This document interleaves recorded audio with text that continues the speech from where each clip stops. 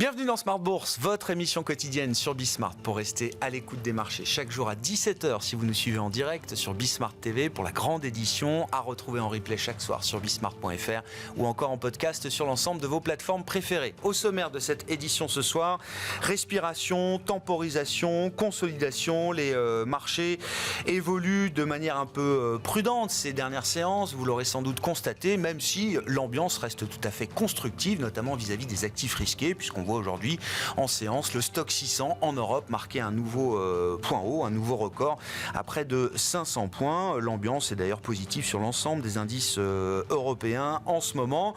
Une simple respiration donc avant de nouveaux catalyseurs pour les marchés, à commencer par les chiffres d'emploi américains qui vont être délivrés tout au long de la semaine. On a déjà eu les créations d'emplois dans le secteur privé pour le mois de février. En attendant, le grand rapport mensuel sur l'emploi américain qui sera publié ce vendredi. Et c'est dans ce contexte que Jérôme Powell témoigne ces jours-ci devant le Congrès américain, aujourd'hui devant la Commission des services financiers de la Chambre des représentants pour réitérer le message qui a été déjà rappelé de nombreuses fois ces dernières semaines et ces derniers mois par les banquiers centraux américains et le patron de la Fed notamment. Il n'y a pas d'urgence à ce stade à baisser les taux, même si effectivement le moment de la recalibration de la politique monétaire et du réglage de la politique monétaire américaine viendra à un certain moment au cours de cette année. Pas plus de précision donc pour les investisseurs qui cherchent à déterminer précisément le jour, la date et l'heure de la première baisse de taux. De ce point de vue-là, la conversation entre la Fed et les marchés va encore se poursuivre. Jérôme Powell qui réitérera l'exercice demain devant la commission bancaire du Sénat américain. Voilà donc pour les grands enjeux du moment sur les marchés. Discussion à suivre avec nos invités de Planète Marché dans quelques instants. Et puis dans le dernier quart d'heure, exercice de prospective sur les grands facteurs et les grandes tendances qui vont structurer et restructurer même peut-être l'industrie de la gestion d'actifs et de l'investissement dans les prochaines années. Nous entrons dans l'âge de l'agilité. C'est le message qui est envoyé par le groupe Mercer qui se livre comme chaque année, comme beaucoup d'autres, à cet exercice de réflexion prospective. Le directeur des investissements France de Mercer sera avec nous en plateau à partir de 17h45 pour évoquer ces enjeux d'agilité pour le monde de l'investissement.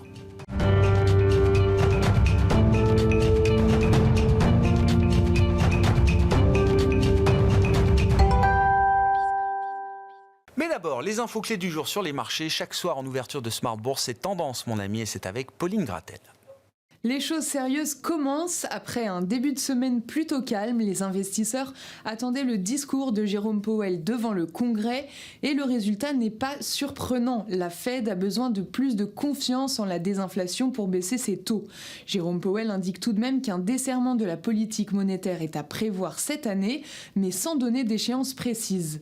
L'autre rendez-vous très attendu cette semaine, ce sont les chiffres d'emploi américains en février, à commencer par le rapport ADP sur l'emploi privé qui a été publié.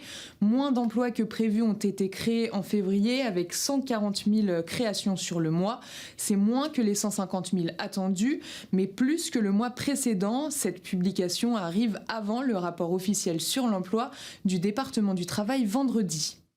Autre info importante à noter aux États-Unis, Nikki Haley semble jeter l'éponge, laissant ainsi Donald Trump seul candidat républicain, selon CNN et Wall Street Journal. Sur le plan micro, Score publie de solides résultats annuels et est en forte hausse aujourd'hui en bourse de plus de 10% au cours de la séance. Le réassureur fait état d'un résultat net record de 812 millions d'euros pour 2023, après avoir accusé une perte nette historique en 2022 de plus de 300 millions d'euros. C'est le signe que Score se redresse, un rebond porté notamment par la hausse des tarifs du secteur de la réassurance au niveau mondial. Du côté de la défense, Dassault Aviation accuse une perte de 31% de son chiffre d'affaires à 4,8 milliards d'euros. Le groupe l'explique par une baisse des livraisons de Falcon et Rafale l'année dernière. Dassault aurait dû livrer 15 Rafale et 35 Falcon, mais n'en a livré que respectivement 13 et 26. Par contre, le résultat net annuel est en hausse de presque 7% à 886 millions d'euros cette année. Le groupe annonce par ailleurs que la cadence de fabrication devrait passer de 2 à 3 Rafales par mois cette année, mais cela ne suffit pas à convaincre les investisseurs. Dassault Aviation perd plus de 5%. Du côté des indicateurs, les investisseurs ont constaté la légère progression des ventes de détail en zone euro de 0,1% sur un mois en janvier, en ligne avec les attentes, et après un recul de 0,6% le mois précédent. Sur un an, les ventes de détail ont reculé d'1% sur l'ensemble de la zone. Enfin, un détour par l'Allemagne avant de passer à l'agenda, l'Allemagne qui reprend des couleurs avec la plus forte hausse de ses exportations au mois de janvier depuis 2020. Le rebond s'élève à 6,3%. Concernant les importations, elles sont aussi en hausse de 3,6%. C'est la plus forte hausse depuis plus d'un an. Demain, les investisseurs prendront connaissance de la décision de politique monétaire de la BCE qui est prévue demain. Ils arbitreront aussi les résultats de Téléperformance publiés ce soir après la clôture, ainsi que des résultats de Vivendi qui sont attendus demain. Tendance, mon ami, chaque soir, les infos clés de marché résumées par Pauline Gratel en ouverture de Smart Bourse sur Bismart.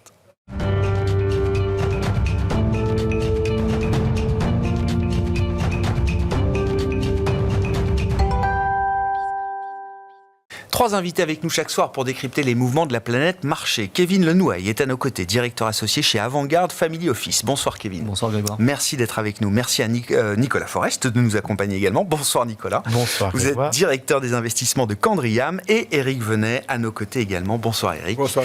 Merci d'être là. Vous êtes directeur de la gestion de Montbleu Finance. C'est une conversation toujours animée entre les marchés et la Réserve fédérale américaine au moment où Jérôme Powell témoigne et livre son témoignage semi-annuel devant le Congrès. Le marché a quand même bien reconsidéré sa position ces derniers mois sur le calendrier des baisses de taux. On est passé de 6-7 baisses de taux anticipées pour 2024 à 3, 4 aujourd'hui, ce qui est conforme à ce qui avait été signalé par la Fed en décembre dernier.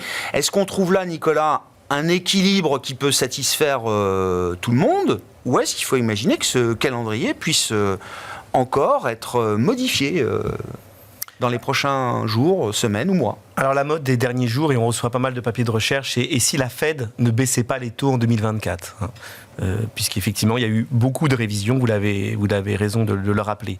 Nous, on a toujours tablé sur 3 baisses de taux de la Banque centrale américaine en 2024. L'idée, c'est des baisses de taux graduelles, on commence en juin et on en fait une par trimestre. Aujourd'hui, en ce début du mois de mars, nous on pense qu'on reste encore dans cette incertitude. Les choses vont s'éclaircir autour du mois de mai, tant pour la Banque centrale européenne que pour la Banque centrale américaine, quand on aura une meilleure vue aussi sur l'évolution des chiffres d'inflation. Mais tout de même, l'inflation, qui était presque à 8% aux États-Unis, redescend graduellement sous les 3%. Donc peut-on justifier de maintenir un taux directeur à 5,50, 5,25, qui est un territoire quand même assez restrictif?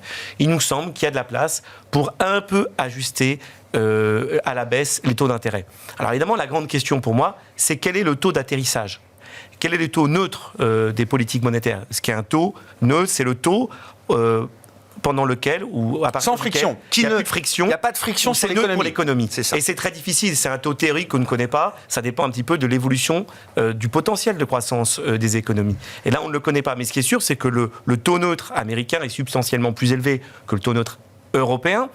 Mais on est encore en territoire restrictif, on va l'être davantage. Si l'inflation continue à baisser, la Fed pourrait baisser, commencer à faire une petite baisse de taux. J'ajoute aussi que, comme vous le savez, les élections américaines approchent au mois de novembre, et la présence ici au Congrès montre bien qu'il y a des élus démocrates qui sont plutôt en faveur de davantage de baisse de taux, là où les républicains attendent plutôt que la Banque centrale américaine soit du côté de la régulation bancaire et d'éviter, et pas vraiment sur la baisse de taux.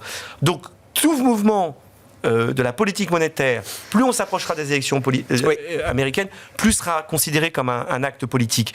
Donc ils ont intérêt à ne pas, s'ils doivent baisser les taux, attendre le mois de septembre ou d'octobre pour commencer cette logique-là, pour ne pas être taxé de politique. D'autant que, vous savez, Donald Trump a été très critique sur Jay Powell et voudrait remettre, et sans doute ne le remplacera pas à son échéance. Donc, un peu de baisse de taux, et sans doute, et c'est un peu ce qu'il a dit, faire une baisse de taux, et après, un peu attendre et voir comment les choses doivent être ajustées. C'est là où le message n'est pas évident à calibrer, et c'est d'ailleurs un des arguments de ceux qui imaginent que la Fed ne sera peut-être pas en position de baisser ses taux cette année.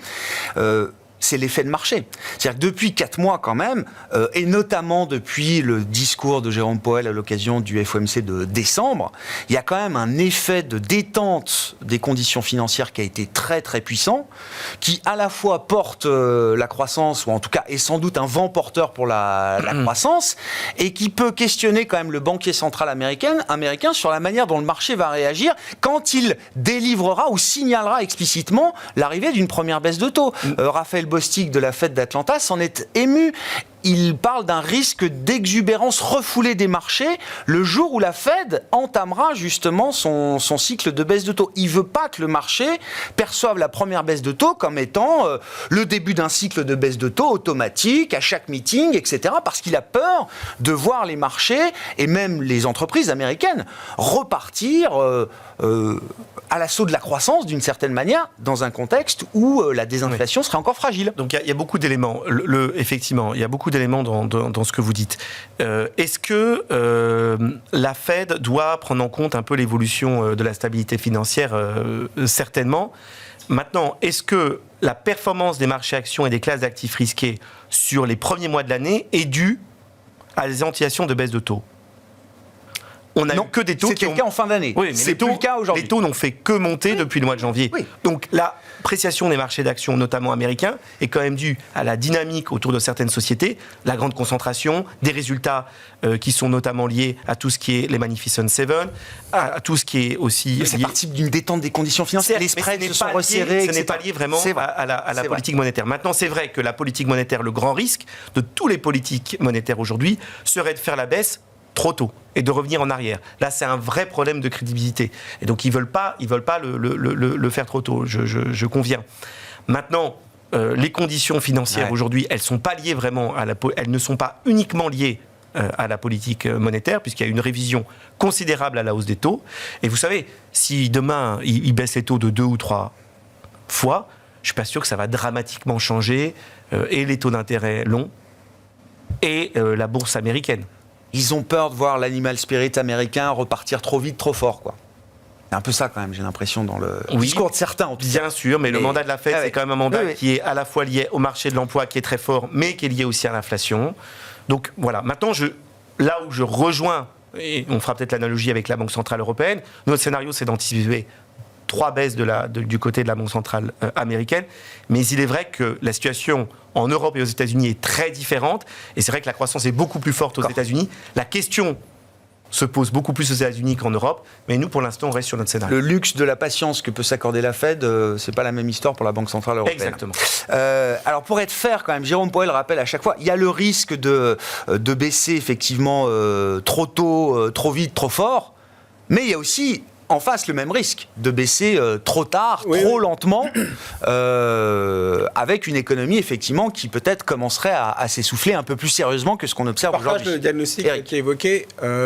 Par contre, je pense que la solution est pour moi un peu différente, c'est qu'il y aura pour moi une baisse des taux pour simplement acter effectivement le mouvement de désinflation. Et après, on sera directement dans les élections, donc il n'y en aura pas d'autres.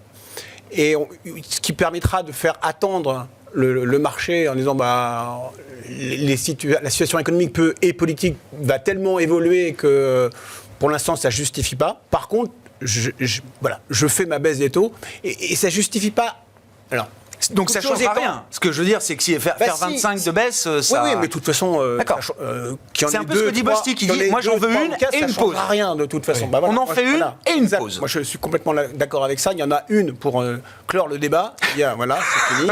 Non mais pour installer j'entends. Vous ne pouvez pas garder le même taux que lorsque vous étiez à 7. Enfin bon, donc, mais après, ça ne se justifie pas. Et en plus, je crois qu'il ne faut pas gaspiller ces munitions. Parce que si jamais, effectivement, la situation se détériore... avec Trump ou pas, enfin j'en sais rien, là on pourra vraiment les justifier. Donc pour l'instant, bravo aux banquiers centraux, pilotage aux petits oignons. Ils ne bravo à eux pas. ou à nous, hein, j'en sais rien. Oui, enfin, oui. peut être un bravo collectif Voilà, aussi. Hein. parce qu'en fait, le marché s'est adapté. Effectivement, ça fait des mois et des mois qu'on dit il va en avoir 7, 6, 5, 4, 3, 2. Enfin bon. Et puis finalement, le marché tient et il tient bien comme ça sans baisse des taux. Donc on n'a pas besoin de gaspiller pour moi des baisses de taux. Et pour rejoindre ce que disait Nicolas sur le Graal du taux neutre ou du taux terminal, c'est aussi un argument très fort désormais chez les banquiers centraux dans l'environnement actuel de dire cette recherche du taux neutre ou du taux terminal, elle doit se faire à petits pas, très graduellement. Oui, on ne sait pas où il est aujourd'hui. Voilà. Oui. Non, je pense que pour ça, plus j'y pense, plus je pense que c'est bien. Après, bien. Donc il y a ceux qui sont à 0, ceux qui sont à 3, ceux qui étaient à, je ne sais plus, UBS, combien ils étaient. Il y avait peut-être 300 points de base de baisse de taux prévus chez UBS.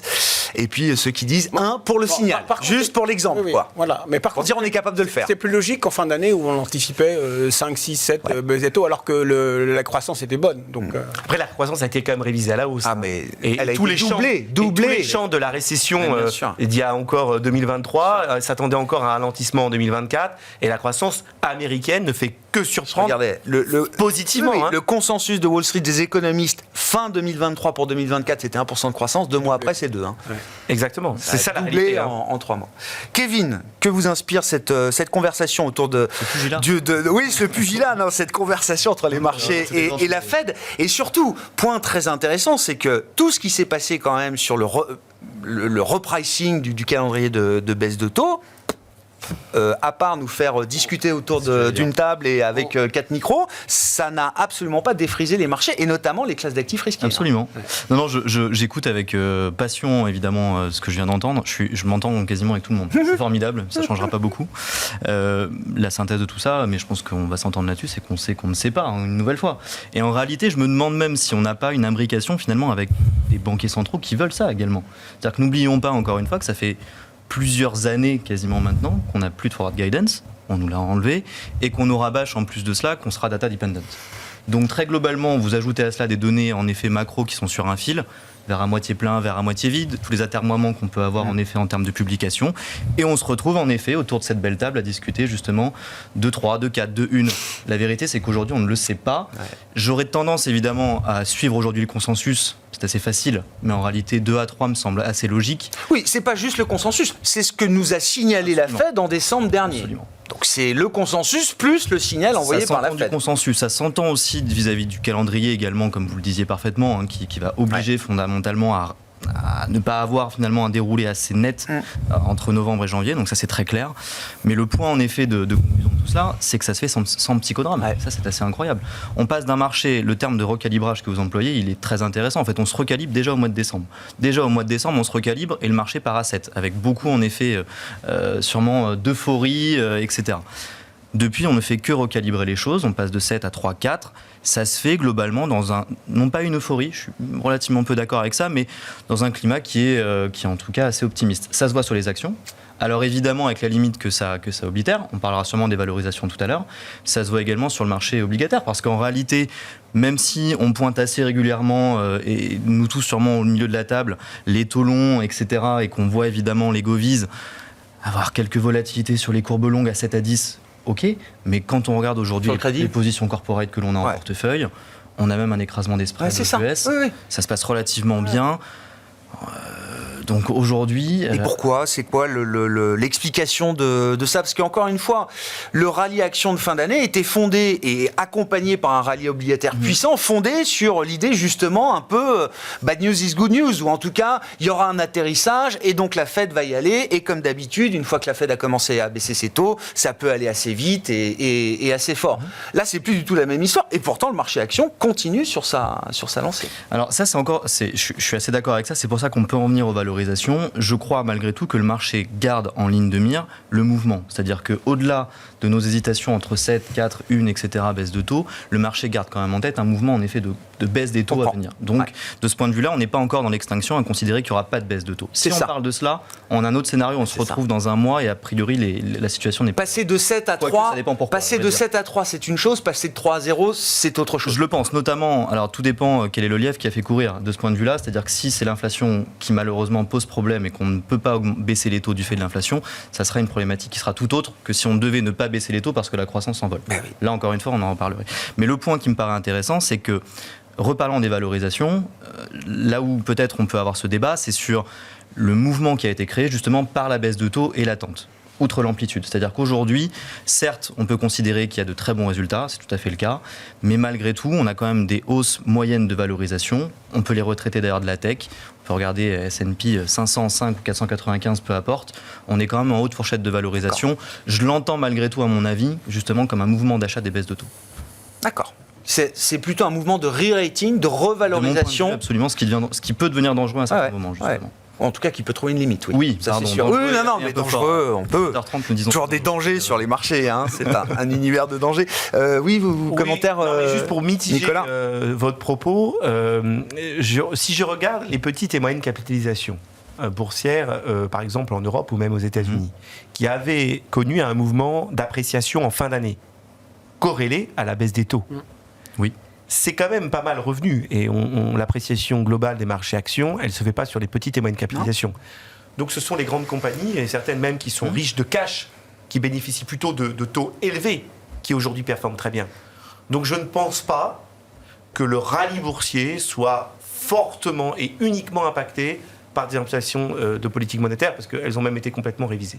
C'est aussi, il y a une autre dynamique qui est liée à des résultats. Et par rapport aux petites et moyennes capitalisations, qui sont aujourd'hui plutôt pas chères, hein, je ne sais pas si on sera d'accord autour de cette table, mais elles sont pas chères, c'est un peu la tarte à la crème, quand est-ce qu'on va investir là-dedans? On en parle depuis des années, mais ça paraît compliqué de vraiment réinvestir là-dedans si on n'a pas Cette perspective. ces perspectives plus claires de baisse de taux. Et là, on voit bien que les investisseurs ne sont pas revenus là-dessus. Donc, ils n'achètent pas complètement ce discours-là. Et sur la valorisation, pour revenir du côté obligataire, pour moi, ce qui est flagrant par rapport à ce que vous avez dit, évidemment, je souscris au marché du crédit. Hein. Nous, Candriam, on était très long sur le crédit depuis longtemps. Mais aujourd'hui, les investisseurs aux États-Unis et en Europe, ils ne raisonnent plus en spread, ils raisonnent en yield. Ah oui, Oui. en absolu. Ah oui, il résonne en absolu. D'accord. Parce que le taux absolu, on D'accord. est sorti tellement d'une décennie perdue en Europe pour le monde obligataire, on est revenu à des taux intéressants, et beaucoup d'investisseurs ont raisonné en yield, y compris aux États-Unis. Et ce yield, il est intéressant, et donc ça a amené quand même à une dynamique. Il y a aussi des dynamiques techniques très favorables pour l'investissement obligataire, y compris crédit. Je ferais remarquer que la prime de risque action aux États-Unis, elle est peut-être nulle, voire négative, hein, par rapport à un niveau de taux, effectivement, qui est très différent de celui qu'on avait il y a quelques années. Hein. Voilà, mais c'est vrai que même sur les grandes capitalisations, il est évident qu'il y a des antillations de baisse de taux. Mais ce que je veux quand même dire, c'est qu'on voit bien que dans la structure de marché, il n'y a pas que ça. Entièrement, c'est-à-dire qu'aujourd'hui l'approche elle est duale et en effet il y a les deux.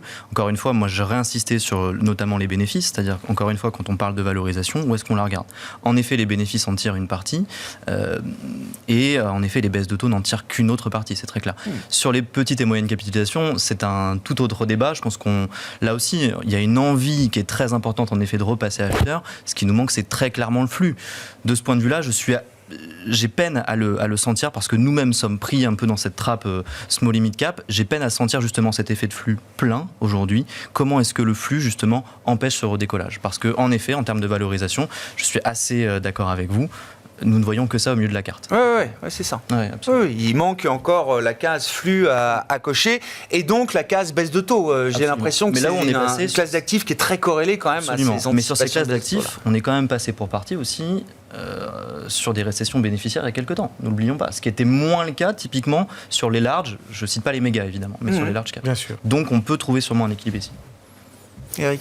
Moi, je voulais juste dire qu'en fait, par rapport en fin d'année, on s'interrogeait beaucoup sur les résultats, hein, quand même, de quel type de résultats on avait. On a été rassurés, en fait, par les bons résultats qu'on a eu là en début d'année, ce qui nous a fait dire que on avait bien fait de monter. Point. Et donc maintenant, on attend la prochaine étape.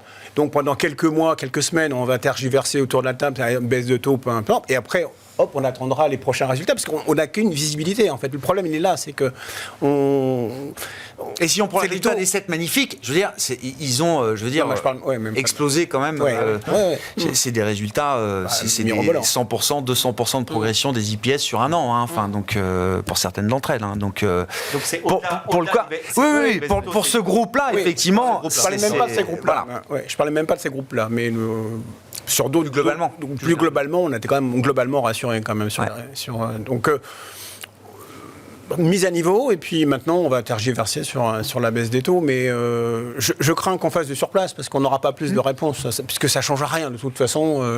On est tous d'accord qu'on va en avoir une, point, et quoi, et what else, quoi. Et Small-Emid, alors, c'est l'opportunité de 2024 ? Non, mais c'est mort. C'est mort ? Oui, bon, je l'ai dit le mois dernier. Parce qu'il n'y a pas de flux, c'est tout. Oui, mais enfin, c'est mort aujourd'hui.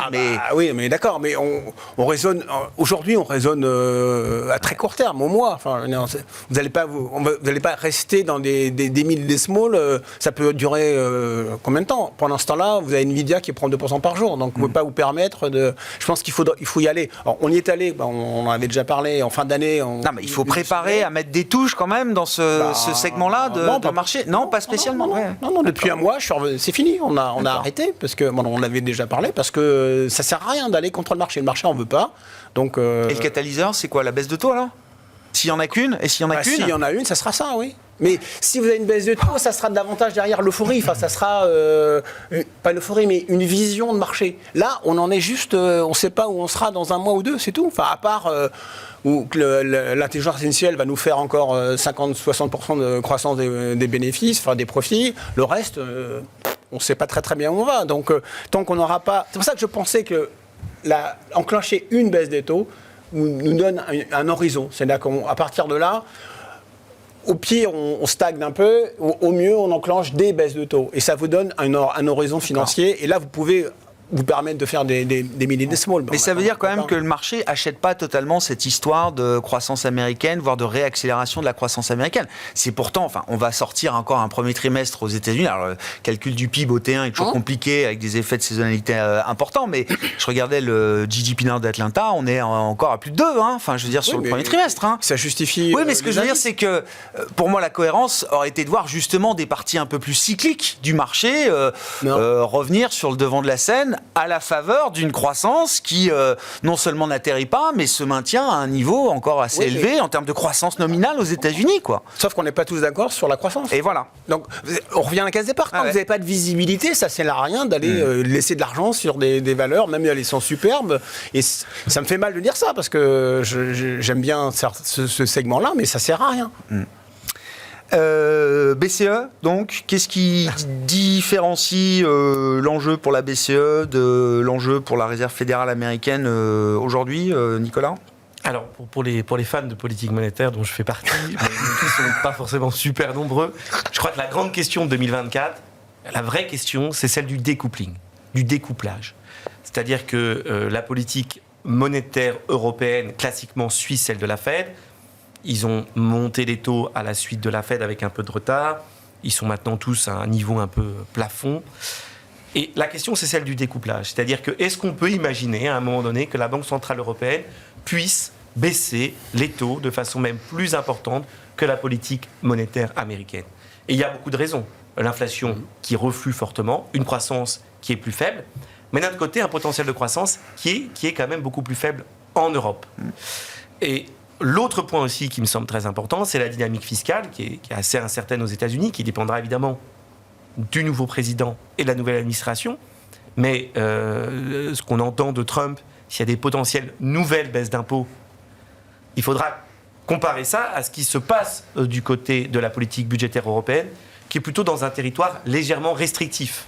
Légèrement restrictif. Légèrement restrictif ? À 5% de déficit en France ? Ils sont... ils essaient quand même de réduire... Ceux qui sont restrictifs le sont toujours, ceux qui sont moins restrictifs continuent d'être moins restrictifs. Il n'y a pas d'addition de stimulus. D'accord, je comprends. Il n'y a pas d'impulsion supplémentaire. Il n'y a pas d'impulsion supplémentaire sur le déficit. C'est une conséquence. Par contre, et ça c'est vrai, c'est un point d'économiste, à même niveau de déficit, compte tenu de l'inflation plus faible et compte tenu du fait que les aides qu'on a retirées, maintenant il n'y en a plus besoin, il y a quand même finalement même un peu, ça aide quand même une partie des ménages. Mais quand je parle de découplage, le découplage, il peut avoir lieu. C'est la Banque Centrale Européenne. Nous, on est aussi sur 3 baisses et une baisse par trimestre. Et je pense que c'est du côté de la Banque Centrale Européenne, c'est du côté même des taux obligataires européens, si on avait une surprise, où elle pourrait avoir lieu. Et c'est vrai que d'un point de vue valorisation pour l'investisseur obligataire, je pense que sur le plus moyen terme, les obligations européennes, elles sont attractives parce qu'on est dans un monde quand même où la croissance européenne, elle est super faible. Le potentiel de croissance européen est super faible. On va se retrouver avec une inflation proche des 2%. Ça ne sera pas justifiable. Ça ne sera pas justifiable de maintenir des taux de banque centrale à 4%. Et donc, quitte à prendre de la duration, vous préférez la prendre en Europe, sur les souverains européens, plutôt qu'aux États-Unis. Je pense clairement, je pense que les investisseurs sont revenus. On voit aussi quand même des flux massifs sur l'obligataire aussi en ce début d'année. L'investisseur obligataire est revenu, c'était un grand thème qu'on avait lancé il y a un an. Ça a venu avec du temps, mais ils sont revenus au dernier trimestre, au premier trimestre. Et le niveau, je parlais de yield au total, ça reste attractif. Regardez la dette italienne. Regardez la dette italienne. Oui. Les investisseurs italiens, ils avaient du cash et ils avaient des equity. Ils peuvent revenir sur cette dette italienne. Si en plus on pense que la Banque Centrale Européenne a la trajectoire de baisser les taux et que ça va bien, eh bien, il y a des flux structurels qui peuvent revenir. Et donc, moi, je crois que oui, c'est plus rassurant que du côté de la Banque centrale américaine, où la croissance est très forte, où il y a une grande incertitude fiscale, une grande incertitude politique. Et donc, ce découplage, c'est un peu la question pour moi de 2024. Bon, je rappelle que quand même l'histoire nous a montré que la BCE pouvait tout à fait se découpler de la Fed, puisqu'ils ont monté les taux en 2008, juillet, et qu'ils les ont montés en juillet 2011. Non mais je suis d'accord, mais ce que je veux dire, c'est qu'on me dit toujours, non mais c'est impossible, la BCE tu. Bon, quand il s'agissait de monter les taux en 2008 et 2011, donc c'est asymétrique, on est d'accord. J'ai quand même entendu Christine Lagarde il y a 15 jours rappeler effectivement, alors elle l'a pas dit comme ça, mais rien dans le mandat de la BCE ne disait qu'il fallait être dépendant des mouvements des autres banques centrales. Elle l'a explicitement réaffirmé que les mouvements de politique monétaire de la BCE étaient totalement indépendants des mouvements des autres banques centrales. Non, mais ça va mieux en le disant et en le rappelant quand même à un moment où la question se pose. Est-ce qu'elle aura le courage de le faire parce qu'il y a urgence quand même. Mais moi, je pense par contre qu'effectivement, c'est pour ça que courage. Je ne sais pas si c'est une question de courage vis-à-vis de la Fed. Je crois que pour l'instant, ils sont vraiment collés sur la lecture des salaires, que c'est très compliqué pour eux et qu'il y a un vrai débat qui peut s'entendre sur la question d'une inflation salariale trop collante en zone euro pour des questions de rigidité, etc. Je veux dire, ça c'est le cœur de leur mandat. Donc, je veux dire, c'est pas la Fed qui les omnubile non plus au quotidien. Pour l'instant, les chiffres donne à Madame Lagarde raison de pouvoir baisser, puisque les négociations salariales du T4 par rapport au T3, on va dans le bon sens. Elle attend celle du premier trimestre là. Après, elle aura toutes les raisons pour acter. Alors, elle a moins un mandat de croissance, on est d'accord, mais non, parce qu'il y a la dynamique et puis il y a le niveau. Oui, c'est ça. Les salaires, mais à 4,5 de salaire, avec le peu de productivité qu'on a. Pour eux, je suis pas sûr que ça colle avec l'idée de. Il y a quand même une urgence au niveau macro, la croissance et puis des conditions financières. En fait, moi, je suis autant il n'y a pas urgence aux États-Unis, autant je pense qu'il y a urgence en Europe, parce que la croissance, il y en a pas, mais il y en a pas moins non plus, quoi. Enfin, je veux dire, il y en a pas, quoi. En Europe ? Oui, mais il y en a pas moins non plus que la médiocrité habituelle, quoi. Bah oui, mais avec médiocrité habituelle, vous aviez des taux négatifs. Là, mais ce que je veux dire, c'est qu'il n'y a pas d'effondrement de la croissance. Bah non, mais à un moment donné, pour supporter la dette, il va bien falloir ou vous baissez le coût de la dette, ou vous faites davantage de croissance. Il y a pas, ou alors vous faites défaut. Enfin, la réponse de la BCE. Alors vous faites une guerre. Mesdames, messieurs les gouvernants, débrouillez-vous, faites des réformes. Oui, mais mais... Ok. Non, je pense qu'il y a. Je ne sais pas s'il y a un niveau d'urgence sur la croissance économique qui pousserait, pour la BCE en tout cas... Quand vous êtes une petite PME ou une petite société, pour vous faire refinancer, c'est compliqué. Hein. Donc, parce que là, tant que c'est du L'Oréal, Saint-Gobain, ça va, mais en dessous, l'économie, c'est un peu compliqué en ce moment. Donc... là, encore une fois, si vous commencez à baisser votre taux, les banques vous suivent. C'est-à-dire qu'en fait, vous avez une vision. La production de crédit repart. C'est une vision qu'il faut. C'est-à-dire que là, on dit, on est encore en train de disserter. Est-ce qu'elle va baisser, pas baisser ? Ça va pas. On baisse et puis on voit. Et ça vous donne de la visibilité. De l'économie, c'est ça. C'est la visibilité, point. Le reste... Bon, à propos de visibilité, sur les marchés, comment on s'organise, Kevin en fait, la question, c'est comment on gère le risque de concentration. Eric le disait très bien tout à l'heure. Je veux dire, avec Nvidia qui prend encore 2% tous les jours et le reste du marché qui fait rien, comment on a envie d'être positionné. On ne peut pas être complètement absent, j'imagine, de l'histoire de croissance américaine et donc de l'innovation et donc de la tech américaine. J'imagine qu'il faut forcément en avoir. Voilà. Qu'est-ce qu'on a envie de mettre en face ? Tout dépend de votre mandat. Je pense qu'on a une vraie différenciation ensemble. Dans les mandats, dans la gestion privée qu'on va avoir, on n'a pas les mêmes difficultés que les vôtres, sûrement. C'est-à-dire qu'on n'a pas de benchmark et on porte des positions small limit depuis trop longtemps, sûrement. Et on continue d'en porter et on continue d'en rentrer. Donc typiquement, on continue toujours cet emblème de diversification parce qu'on est des piqueurs sur la partie action et donc on va continuer de ce point de vue-là. Mais on n'a pas la même problématique. On s'entend bien là-dessus. Donc ça, c'est vraiment l'élément qui m'intéresse. Pourquoi est-ce qu'on peut se permettre cette diversification ? Parce qu'on a une vue qui est un peu plus longue, parce que nos clients nous font confiance, et parce qu'ils ont un peu plus de temps sûrement qu'en gestion collective. Le point, quand on achète de l'action aujourd'hui, on a 2 hypothèses, à mon avis, sous les pieds. Si on voulait synthétiser les choses, soit on achète de la progression de ratio, soit on achète globalement une progression des BPA. Si je synthétise sur ces ratios-là. Fondamentalement aujourd'hui, ce qui nous pousse en tout cas nous à nous diversifier, à pas trop être concentrés, c'est qu'encore une fois, regardant justement, si on sort encore une fois le très méga ou ces valeurs-là, ce qui nous amène encore une fois à aller voir ailleurs, c'est qu'il y a des valorisations qui nous intéressent justement sur d'autres pans qui ne portent pas aujourd'hui. Small et mid en effet nous intéresse. On a encore des valeurs qui sont beaucoup moins allantes en termes de hausse certes, mais qui ont des perspectives de croissance qui sont très importantes, même sur des segments tech d'ailleurs auxquels on ne pense pas, des plus petites entre guillemets, que l'on aime beaucoup. Et puis la diversification, évidemment pour nous encore une fois en gestion privée c'est encore différent, ça passe également comme on le disait par du crédit. Bien sûr. Aujourd'hui typiquement, la vraie question qu'on a posée à nos clients lors de la dernière conférence, c'est est-ce qu'on est sur un retour du 60-40 ? C'est la question qu'on peut poser, j'ai l'impression, tous les 15 ans. On n'est pas originaux là-dessus du tout, à vrai dire. Mais force est de constater que croissance, inflation, ce sont les 2 déterminants historiques de la corrélation. On a une vraie difficulté ces 2 dernières années. On a été touché évidemment par cela. Les balance portfolio étaient non pas catastrophiques, mais étaient très complexes à justifier. Avec des corrélations très mouvantes. Exactement. Le principal point de cette corrélation, c'est sûrement que l'inflation est rentrée dans une volatilité entre guillemets de perception qui était extrêmement forte. Or aujourd'hui, si on suit le point qu'on avait depuis le début, on a malgré tout une normalisation inflationniste et les données à haute fréquence, elles plaident justement également pour passer le pivot monétaire, qu'on ait justement un abaissement de cette sensibilité et donc potentiellement on peut l'espérer un retour du 60-40. Rappelons-le, un portfolio DOL certes mais 60-40, 2015-2020, retraité de la volatilité, on fait la même performance qu'un MSCI World, retraité de la volatilité. Oui, bien sûr, d'accord. Le vrai découplage il se fait en 2020. Après, on voit encore, le début 24 est assez parlant. Je pense qu'on a perdu de l'argent sur des indices agrégés obligataires, alors qu'on a continué d'en gagner effectivement largement sur les actions. Là. Oui, absolument.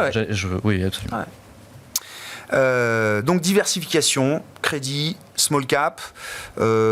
Continuer en réalité les convictions de long terme. Je conclue là-dessus, c'est simplement se dire aujourd'hui, les dossiers de qualité qu'on appréciait par le passé, ils n'ont pas changé du tout au tout en termes de croissance des BPA à 5 ans. Se détacher un peu de la première baisse de taux, quand, combien, etc. Quoi. Oui, parce qu'encore une fois, on ne sait pas. Donc encore une fois, aujourd'hui, on préfère présenter des dossiers à nos clients que de la macro, concrètement. Sur le crédit, comment vous évaluez la situation à ce stade ? On le disait, les spreads tiennent très très bien, se sont même peut-être encore resserrés.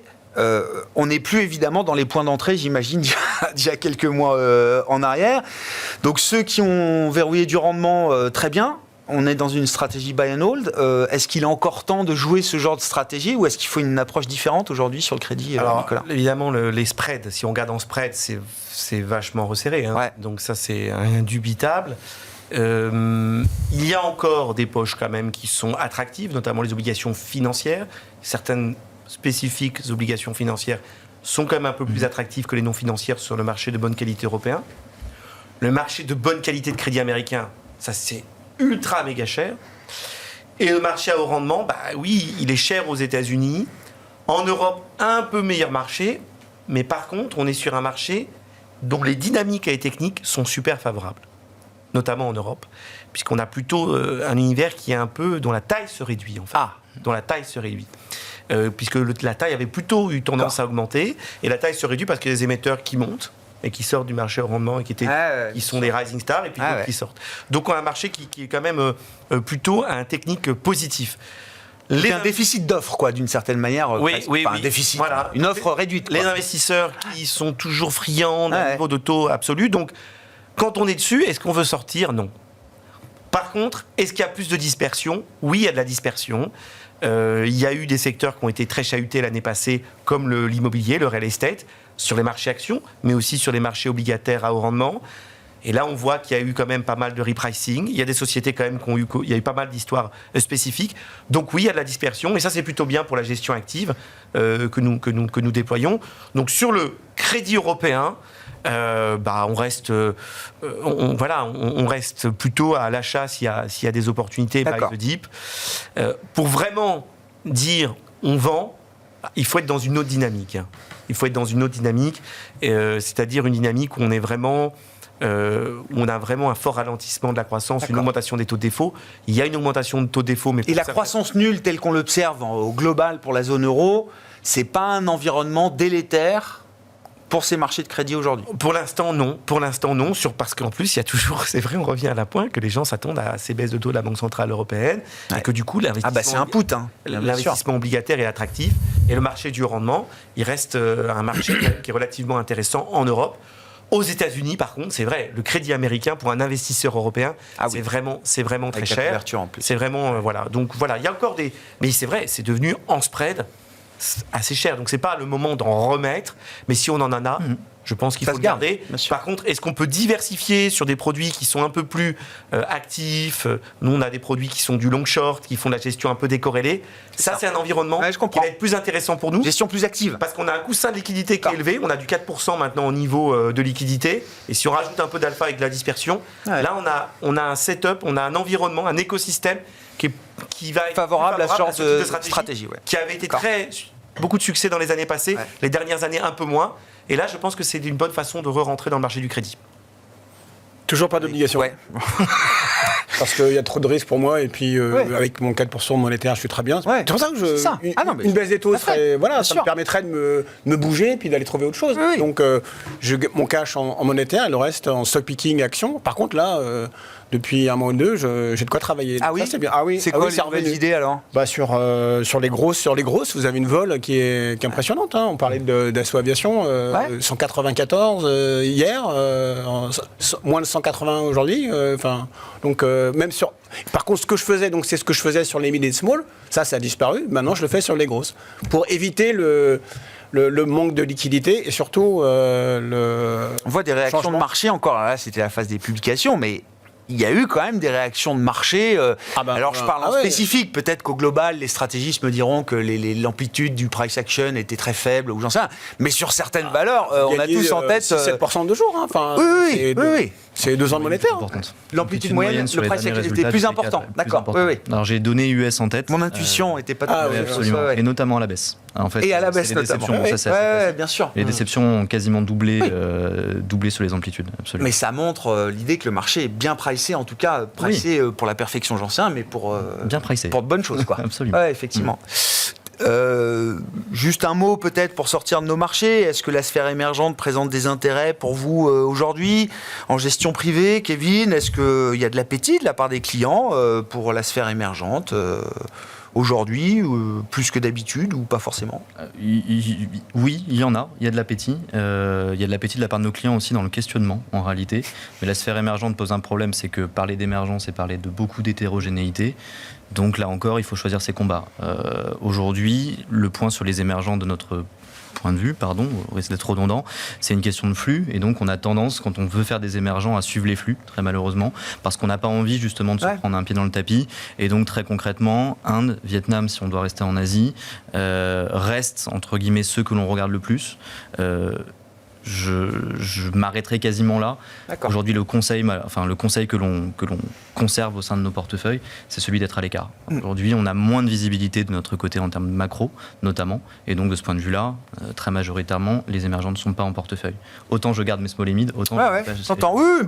c'est déjà une bonne source de diversification, effectivement. Sur la partie obligataire, taux, crédit, les émergents présentent de l'intérêt aujourd'hui, Nicolas? C'est devenu c'est quand même assez cher, donc on n'est pas spécialement... Par contre, c'est vrai que sur les actions, le monde émergent. On reste très prudent sur la Chine, malgré le rebond. Structurellement, on pense que ça C'est un reste peu la quand même- question sous-jacente quand Ouais, on parle bien des sûr, émergents. ça Mais reste compliqué. Par contre, des fonds, nous on est en train de travailler sur des fonds, des stratégies d'actions émergentes hors Chine.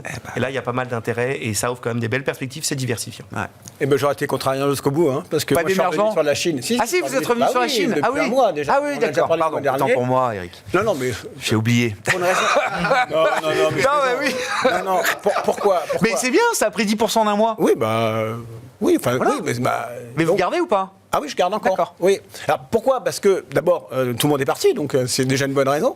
Non, simplement parce que je pense que les politiques chinois ne peuvent pas se permettre d'avoir un marché financier Qui se crache ou qui qui se crache, continue de se cracher. qui est Oui. au plus bas, sachant Oui. que l'épargnant chinois a été rincé avec le marché immobilier et que s'il veut faire repartir son économie, il faut d'abord C'est une faire digue qui confiance. ne peut pas sauter. Quoi. Exact, voilà. Et comme ils ont annoncé qu'ils allaient manipuler eux-mêmes le marché, donc je profite de leur manipulation de marché. Je leur rends hommage, je crois que c'était Société Générale. Il montrait, parce que donc le patron du Watchdog, enfin de l'autorité des marchés financiers chinois a été viré en fin d'année dernière, et il montrait que chaque fois que le patron de l'autorité des marchés financiers avait été remercié, le marché prenait 25% derrière. Ah, bon, il nous reste 15 alors. Oui, ben voilà, c'est un peu l'idée. Mais c'est juste pour Oui, mais c'est stratégique. Diversification, tactique, etc. Merci Doit-on beaucoup. considérer la Chine comme un émergent? En tout cas, on la considère à part dans les émergents aujourd'hui. Je crois que c'est une classe Oui. d'actifs à part entière, la Chine, désormais. Effectivement. Merci beaucoup, messieurs. Merci pour votre éclairage et votre participation à Planète Marché ce soir. Kevin Lenouaille, qui était avec nous, directeur associé chez Avantgarde Family Office. Éric Venet, directeur de la gestion de Montbleu Finance. Et Nicolas Forest, directeur des investissements de Candriam.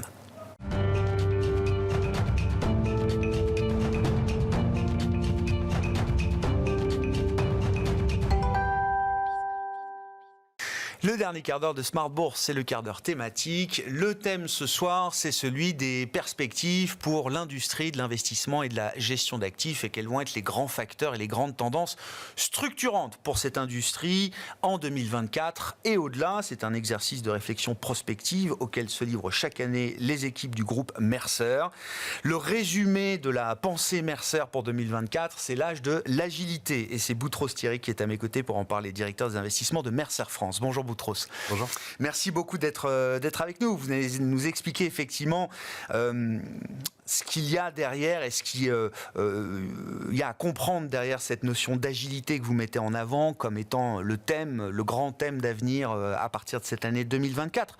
Un mot quand même du contexte dans lequel on évolue après 4 ans quasiment jour pour jour de chocs multiples, de polycrises comme les appellent les spécialistes, pandémie, guerre, des réponses de politique publique qui ont été incroyables, qu'on ne pouvait pas imaginer avant qu'elles aient été mises en place. La question était de savoir, est-ce que l'environnement global, macro, financier, allait pouvoir revenir à la normalité qui précédait? La réponse est désormais assez affirmative, Boutros. C'est non. Non, oui. J'ai peur que vous disiez oui.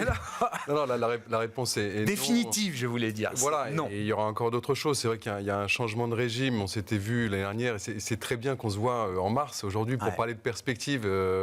En général, c'est plutôt en janvier qu'on fait ce travail-là. On l'a fait nous aussi, bien entendu. Il y avait un consensus extrêmement fort en fin d'année dernière chez tout le monde de dire justement, on a changé de régime. On est maintenant un peu revenu comme une dizaine d'années en arrière, voire un peu plus avec des taux élevés. On voit bien que c'est pas aussi simple et on voit bien que le consensus extrêmement fort de baisse des taux qui avait été pricé par un peu tout le monde, il commence à être un peu revu, pas à l'inverse, mais il est considérablement fragilisé, oui. Il est assez fragilisé. J'écoutais l'échange que vous avez eu juste avant que je vienne ici. On voit bien que le marché est en retard, a du mal à anticiper. C'est assez flagrant. Tout le monde est pendu à des décisions macro, alors qui avaient été annoncées quand la Fed, la BCE avait parlé des baisses des taux, donc il y a eu un effet assez positif. Maintenant qu'il y a d'autres craintes qui arrivent, on voit bien que le marché est toujours en train d'attendre et ne sait pas quoi faire. Et tout dépendra d'autres critères que simplement la BCE, qui elle-même, la BCE ou la Fed, qui ne contrôle pas forcément tout. On va parler de l'inflation. Il y a un marché qui a du retard. y a du retard. La question quand même pour des investisseurs de long terme, c'est comment se détacher effectivement alors de la discussion passionnante qu'on a eue précédemment, à savoir combien y aura-t-il de baisse de taux, à partir de quand, est-ce que la Fed ira avant la BCE ou l'inverse, etc. Mais comment on se détache quand même de cette conversation permanente sur les marchés pour se projeter dans un monde ou un paradigme de marché qui va être différent et qui va nécessiter plus que jamais cette agilité. Donc j'aimerais bien qu'on explique ce concept d'agilité et derrière ça, comment est-ce que des investisseurs peuvent se projeter aujourd'hui sur le long terme. Alors, bien entendu, dans l'infographie qui est montrée, on a différentes façons de répondre à la question que vous venez de poser en fonction de l'horizon d'investissement. Mais déjà, pour prendre un petit peu à plus court terme, ou en tout cas réexpliquer ce qui s'est passé en 2023, on parlait justement d'un changement de régime, remontée des taux, tout va bien, on fait tout comme avant, on reprend un cycle qui est assez classique de portage, de diversification entre les actions et les taux. On vient d'en parler, ce ne sera pas aussi simple. Ouais. Ce changement de régime, on l'a vu de manière très concrète l'année dernière. On a eu une grosse phase, avec beaucoup de nos clients, de refonte de portefeuille, de refonte d'allocations stratégiques, où ce nouveau paradigme, certes de taux plus élevés comme il y avait auparavant, mais dans un marché qui globalement a complètement changé par rapport aux dernières phases de taux élevés, a nécessité de refondre les portefeuilles, se poser les questions d'allocation stratégique, comment on déploie ensuite ces actifs, reposer la question de l'actif versus le passif, en termes de gestion active-passive. Ouais. Tout a été remis en cause. Et en 2023, on a participé à beaucoup de refontes de portefeuille. Il y a eu des alertes aussi chez certains acteurs, des assureurs. Il y a eu beaucoup d'alertes et quelques défauts. On ne parle pas encore de défauts sur le crédit, mais chez les assureurs, il y a eu des assureurs qui ont eu des problèmes de liquidité. Bien sûr. Donc ça, c'est révélateur du fait qu'il y a eu un changement extrêmement puissant en 2022, qui n'avait pas forcément été anticipé, et qu'il fallait déjà refondre ces portefeuilles. Et maintenant, on est aujourd'hui en train de les déployer. Et on les déploie sur d'autres thématiques. La façon dont on déploie et la façon dont on refond ces portefeuilles, c'est justement d'avoir un cap stratégique. Là où il y a très peu de certitudes à court terme, et où il est difficile de construire des portefeuilles. Si on peut construire des portefeuilles, c'est sur les certitudes qu'on a à long terme, sur des horizons assez divers. Ouais. Et c'est là où on déploie, nous, notre réflexion et nos thématiques avec les investisseurs avec lesquels on travaille. Ça m'intéresse, là, les réflexions de vos clients, parce que j'imagine que refondre des portefeuilles, des allocations stratégiques, on ne fait pas ça, justement, par définition, tous les 4 matins, Boutros. Non, on fait... Il y a un travail d'allocation stratégique qui est fait chez tous les gros investisseurs de manière régulière, ça c'est tout à fait normal. Mais ce travail qu'on a fait l'année dernière sur des données de marché qui étaient totalement différentes, a nécessité énormément d'analyses complémentaires et a eu des effets en termes de changement d'allocation et de façon de déployer les portefeuilles qui étaient énormes. La frontière efficiente s'est aplatie avec les taux qui sont remontés et la façon d'accéder au marché, les rapports de force sur le coût de l'argent ont changé. Donc il y a énormément de différences par rapport au travail qui était fait déjà les années précédentes. Et concrètement, alors, qu'est-ce que ça veut dire ? Enfin, je veux dire, quels sont, sur cette question d'accès au marché, d'accès à de nouveaux marchés, de nouvelles classes d'actifs, qu'est-ce qui change justement dans une allocation stratégique configurée pour un monde d'agilité là Alors, il y a différentes poches, bien entendu, qui sont regardées. On peut prendre un exemple sur le non-coté, par exemple. Ouais. Le non-coté, avant même la remontée des taux, avait déjà eu une phase, notamment en Europe, c'était déjà le cas aux États-Unis, de 10 ans, très bullish. D'essor. D'intégration dans les allocations. La question s'est posée de savoir si maintenant que les taux étaient remontés, qu'on avait du yield assez facilement, tout en ayant de la liquidité, on avait encore besoin des marchés non cotés. La réponse, en tout cas c'est la nôtre, c'est que c'est plus que nécessaire. Plus que jamais. Parce qu'il faut justement arrêter d'être dépendant des décisions des banques centrales, conserver un cap stratégique, conserver cette prime de liquidité et aller... par exemple, donner des réponses à toutes les autres questions qu'il y a sur les marchés, sur l'inflation. Quand on parle de dette privée, on va avoir des taux variables, donc on peut aussi s'affranchir de ce côté directionnel sur les taux. Et puis après, aller chercher des sources de croissance qui sont peu ou plus là sur les marchés, à part la tech, l'intelligence artificielle qui fait l'objet de débats et dont on peut parler parce qu'en fait, quand on regarde ce thème de l'intelligence artificielle avec un cap stratégique, et pas pour commenter à court terme si Nvidia va gagner ou perdre 10% le mois prochain, oui, c'est ça, voilà. On peut attaquer ce thème de manière très différente. Et c'est nécessaire de l'attaquer d'ailleurs de manière stratégique, parce que timer l'entrée dans Nvidia, l'intelligence artificielle ou la tech de manière générale est très compliqué. Oui, bien sûr. Très compliqué. Bon. Court terme est toujours incertain, le moyen-long terme peut apporter un certain nombre de certitudes de ce point de vue-là, de cap, comme vous dites, Boutros.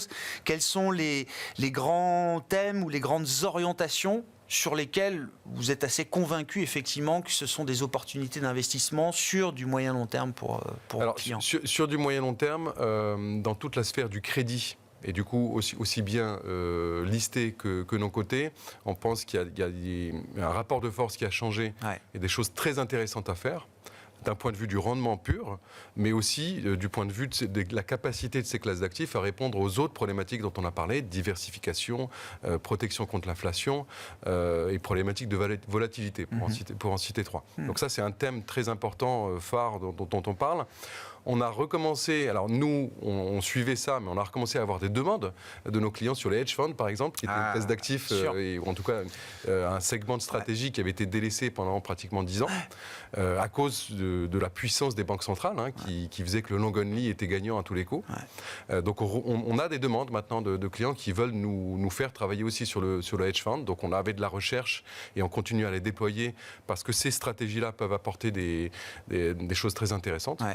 Et puis, à plus long terme, pour citer justement d'autres choses, la notion de méga tendance, thématique tech, bien entendu. Alors, c'est pas nouveau, c'est pas seulement cette année que nous, Mercer, on décide de s'intéresser à ça.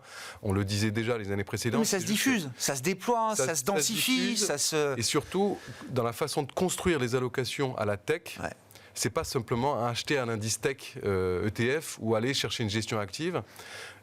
Quelques statistiques.